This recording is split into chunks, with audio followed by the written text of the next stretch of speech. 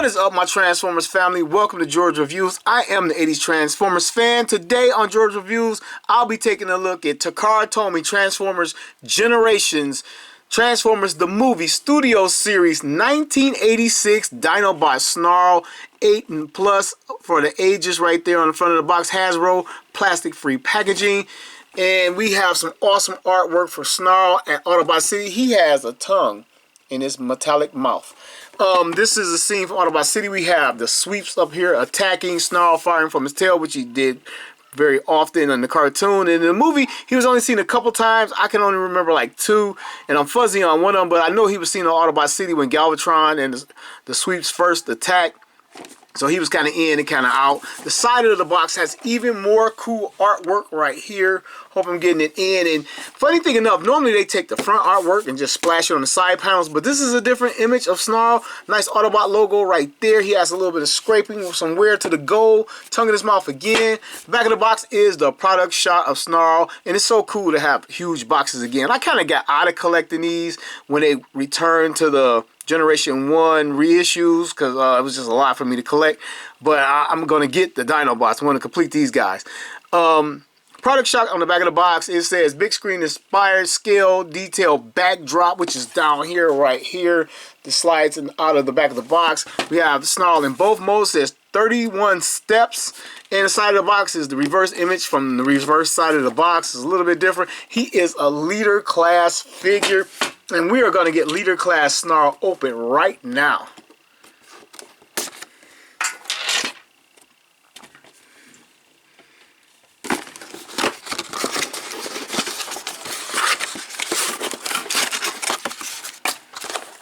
There's our Snarl in there. Slide this guy out. He's tied down. He's nice and hefty. Oh, I can't wait.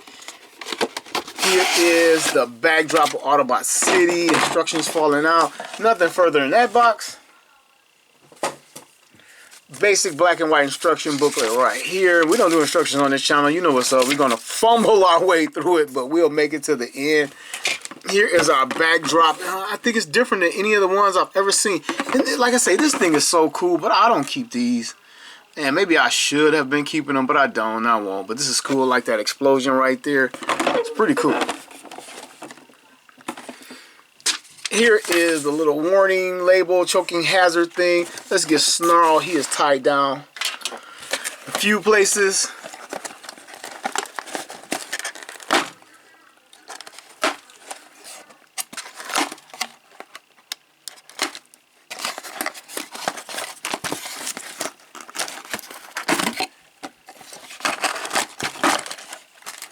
That should do it, I think, maybe.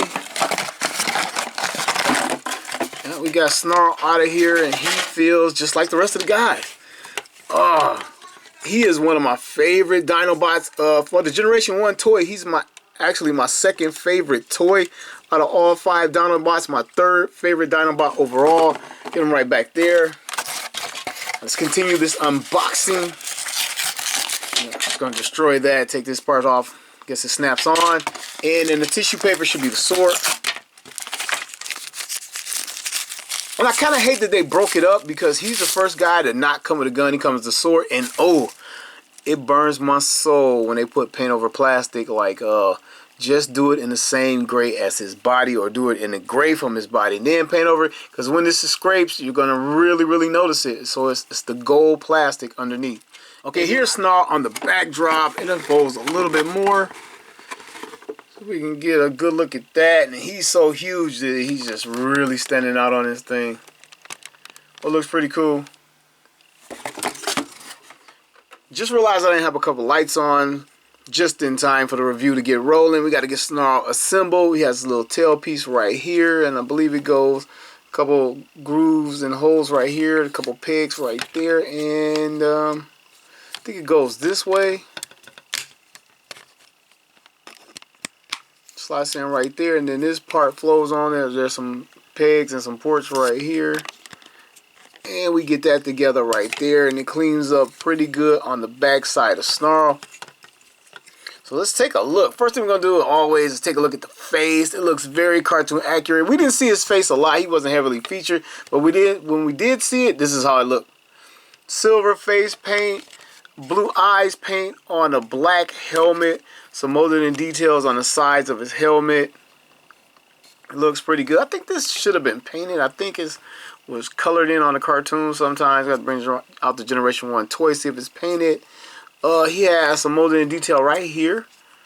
I don't know if that's present on vintage toy or whatever, but that's nice. Molded in detail on his big blocky chest. Looks very cool. Back him up a little bit. Detailing on his arms. Is this a separate black? I think that's paint, but nice molding detail on his arms. His chest looks good. Nice Autobot logo right there. It is red outlined in silver, and that looks really good. This is a sticker on the vintage toy. Looks very good. They always drew it in on the cartoons. Coming down to his hands, we have molded in fist.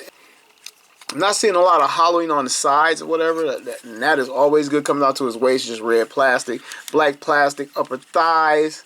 Coming down to his legs, you can see the spikes from his Dino mode, which looks good. A little bit of paint apps down here in red. Sides of his legs, I think that's the Dino mode, but still some paint apps there. And you don't really see, I guess there's a little bit here, but it's not a whole lot of hollowing on this guy, which I'm thankful for. And right here on the back of Snarl's tail, he has a lot of it molded in detail that isn't present on the vintage figure or any other figure I think of for Snarl for that matter. Nice molded in detail back here, like circuitry going along the back. And that looks pretty cool. Let's get started. Let's take a look at Snarl's articulation. And he can look up. And I think that a little bit of that's fold back transformation. Just discovered that right there. And as far as looking down, it's not happening. This little chest panel looks like it moves or does move. I don't know if it opened up like the vintage toy or what. I don't know. There might be some transformation going on. Come to his arms. Get his arms up this far. Get a full 360 at that shoulder. Right there. And let's see if we can get the rotate. He had the tail is blocking back here. I don't know if we can get it out of the way. And pull that back. Full 360. He doesn't have a bicep swivel, but he has this elbow swivel right down here. He has an elbow bend. This is what we get, pretty much 90. His fists do a full 360, which is nice. Guess it should because he's a leader class figure. Coming down to this guy's waist. 360 out of that. There's no real ab crunch. You can get him to bend over like this. No real ab crunch to speak of. Splits and the way these guys are designed. Perfect split.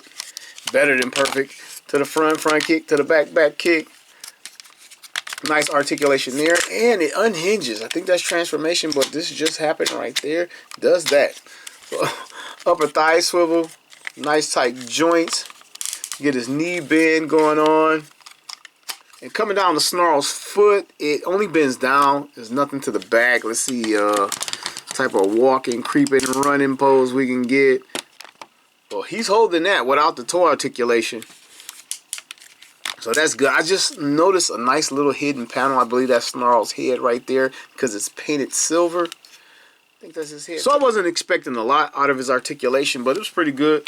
All right, let's take a look at Snarl's only accessory. He's the only guy that doesn't come with a gun so far. He comes with the sword. They all should have came with a gun and a sword, and I'm pretty... Third parties was like, yes, we're going to make it. They probably going to make the sword longer and everything. It's done in the gold plastic, which they should have did it in the silver. So if and when it starts to scrape, it wouldn't look as bad. Or they could have did it in the silver and not painted it. Let's get it in his hand. I assume he's right-handed because I'm right-handed. And it is a tight fit going in his hand, but there we go. He is not going to drop it. And again, it looks good, but it kind of looks short and stubby. It's more of a dagger than a sword in his hand. And man, why couldn't they just have made it longer? I don't think that's safety. I think they just try to save a little plastic right there. But he can carve up Decepticons, and on the cartoon they were shooting lasers out of it and everything. And because it has a peg on the side, I'm pretty sure this is to store it in Dino mode, but these are the same Dino arms. We can get it pegged in right there. And he has weapon storage in this mode and the next. And speaking of the next, see if we can get this guy transformed. Right, this should be challenging. I got him pushed back far as I can. I'm reaching out. And the challenge is not actually transformation. It's holding the toy up, reaching around the camera, and keeping it in frame and kind of scoot over. All right, here we go. So we are going to unpeg this little part right here first. On the back, move these dino tail back. I don't know if I connect it right now. Nope. Gotta get it up. Alright, we can close up the dino tail.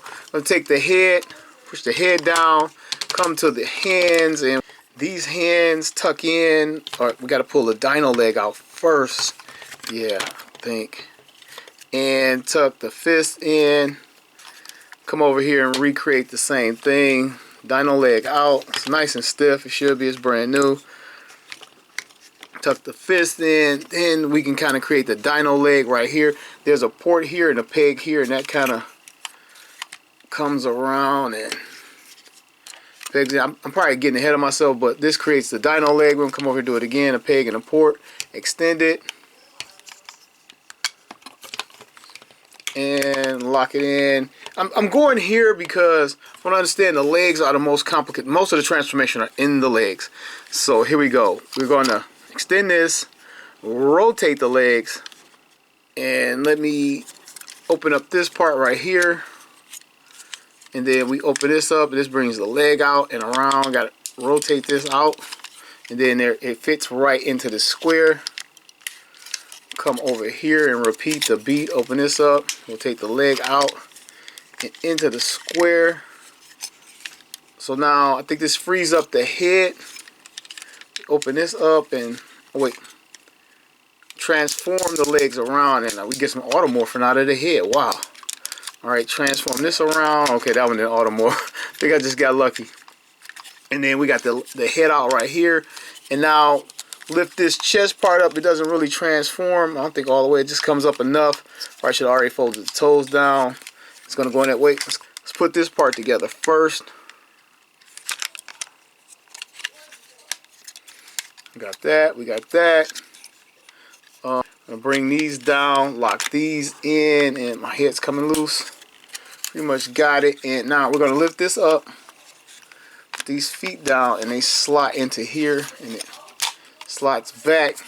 I'm going to take the tail part, bring it around. There's some ports right there, some tabs right there, a couple teeth. Oh, with those buck teeth right there. And now we just get the arms down, legs, arm, legs, front, back. He's a little beefy dude. I didn't realize he was going to be this beefy. Bring these down and turn the feet around. Bring these down on this side, turn the feet around. I think the legs go this way. Yeah. Yep. And here we go, our Snarl. Let's get him on the table and get all the legs adjusted to Snarl. I think I got it on the first try. Easy peasy. And look, check this out. They did it a lot like the Generation 1 toy. The tail is basically on the ground, on the table, or whatever. I was hoping to get it back here a little bit so we can swing it and like the box art, get it in the air like he's firing. But no, but he looks a lot like the Generation 1 toy. He looks a lot like the cartoon. And let's bring him closer and take a look. The first thing you'll notice, like we always check out the head first in any mode. And like it could kind of be cleaved together better right here. But one thing I noticed, it looks very dark because of that silver paint app in the middle. So it's disguised in robot mode. And they could have just left that silver paint app out because like even though like my head probably first time transforming, it probably could stick together a little bit better, but it is not, and you can really see that split. And it was always their original toy, whatever original design, but I think that silver paint app is kind of like hurting it in this mode. But anyway, let's check out this mode. Here's his head, got the spikes coming down his back, and they're a little bit gummy, a little bit softer plastic coming down his back. These are more rigid, but they are a separate piece. Like put into here. I thought it was like all one piece and painted like over the red plastic, but they're a separate piece. Tail is very hard, and it could have went a little bit more spiky. I mean, it's on the ground, it's kind of like protected. I know they always think of safety first in lawsuits, but could have been a little bit more spiky back here. It has a little gray circle like all the Dinobots have. This guy has too. The paintouts we saw in robot mode. A lot of this molded in details with stickers on the vintage toy. The vintage toy will make an appearance in this toy review, but he looks pretty darn good. Looks pretty mean. Love the blue on his eyes. Autobot symbol right there looks pretty good. Again, that split right there. Speaking of split, his mouth opens And let's see. Oh, I'm so disappointed. The box, he had a little tongue. All we have is the little section that holds it together. No tongue in his mouth. But at least his mouth open. That is very cool. There is a little swirling. I don't know if my camera will pick it up. Swirling in this gold plastic right there. And I'm still conflicted. Well, should they have painted this gold like this, or should the whole thing have been done in this gold plastic? I would say this gold plastic. I'm not complaining about what's here, but they should have kept it all one uniform color. But this little dude looks pretty cool, stomping around. I almost forgot, we got articulation to go over in this mode. The mouth opens. We already did that. The mouth opens and closes. Me Snarl. Right there, and shockingly, I thought maybe this hinge under here would allow the head to go up and down, but it does not. It doesn't even turn left and right. I guess it's two halves, so that would have been hard to get it to turn left and right, but I still wanted it to do it. Coming to his legs, I'm pretty sure they'll do the whole 360 bit. They're on a ball joint right in there, and he has the elbow to the leg, or whatever this is, transformation fold up. He does that. There's no swivel on it, and it can go in and out just a little bit, and I'm pretty sure it carries over to both sides, so we won't do that side. Coming back to the back leg, it was an arm, so it was full 360 as a leg arm. I guess it's an arm on the ground now. There's no articulation here because we locked that together, and there's another paint up I missed out on. And coming down here, there's nothing at the ankle or whatever. I don't even know what that is, but other than transferring. But this ankle right here, it goes front and back, and oddly enough, it swivels. Like, what dinosaur can actually pull that off? I don't know. But I guess they figured they just add it in and have it do something else. And like I say, he can't really slash the tail. He's one big block. He's almost Generation 1 articulation accurate, I tell you that. Speaking of the G1, bam, here is the G1, and he has this metallic chrome gold goodness, and here are two side by side. He dwarfs the Generation 1. When I was a kid and I saw the commercials and saw the Dinobots on the cartoon, I had never seen the toys before I saw the show. I imagine these guys being this big compared to the Generation 1 toys, and they were not. They were still just as cool, but let's check it out. And here we got stickers where the arm fits, and they sought to mold it over here, and the arm doesn't actually go in there anymore, but they kind of molded it in, and we got like these little ventilations right here. They actually put molded in detail right there, some sort of pistons or something, which is really cool. And notice how the tail goes straight to the ground on both these figures. I was hoping we got an improvement on that. And there's a molded in detail right here where there's a sticker on the vintage toy right there. That is very cool. And they put the molded in detail, but no stickers right here. But it is molded in like the vintage toy. Pretty cool stuff. These guys look good side by side. Mama, mama. Now for the hard part, to squeeze in the Dinobots for this bit of comparison. Here is Slag. I don't know what his new name is. We don't use that. I don't care. Here is Sludge. Squeezing them in. Now, can we get, is Grimlock going to be able to make it? Maybe we can bring these guys a little bit closer and put Grimlock in the back. See how that works out. Me, Grimlock King, no going back. And this is how the Dinobots that have been released so far scale. I can't wait to get Swoop. I hope he stays in this leader class. And I know Swoop should be a little bit smaller, but I don't care. I want another jumbo Dinobot. And this guy, I mean, he is really beefy. He doesn't sit up as high as Slag. But man, this looks good. These Dinobots look nice. Without going into like the masterpiece realm, these are pretty damn good. I think, man, which is my favorite one? I don't know. The head on Grimlock has always bothered me. It was like a little too small. Didn't have the detail of the Generation 1 toy. But, man, which one? I mean, this guy, he might be my favorite out of the group. I just love these spikes. I don't know. What about you guys? I've always had a soft spot for the Stegosaurus, but I always go with the king, whether it's the lion or the gorilla or the T-Rex. I always go with the big dog of the species. And, yeah, and don't give me no crap about the tiger being the big dog over the lion either. I don't play that. But yeah, these guys really look good together. It's about time, and I finally got them together. Man, I tell you, getting these guys almost completed makes me feel like a kid again, and I'm loving it so far. And I don't want to take them out of Dino mode, but the review must roll on. So I'm going to get this guy over here, and real quick, because I just love doing it. I don't know how much people, fans of my channel, care about it, but I want to put him next to the cartoon image and check him out real quick. He's kind of big. Got to scoot him over and get the cartoon image in here. And the cool thing is, on the cartoon image, they captured on the cartoon, this is accurate from the cartoon right here. It's over here, and these 3 little red dots are straight from the cartoon, and it is over here as well. Pretty much nailed it.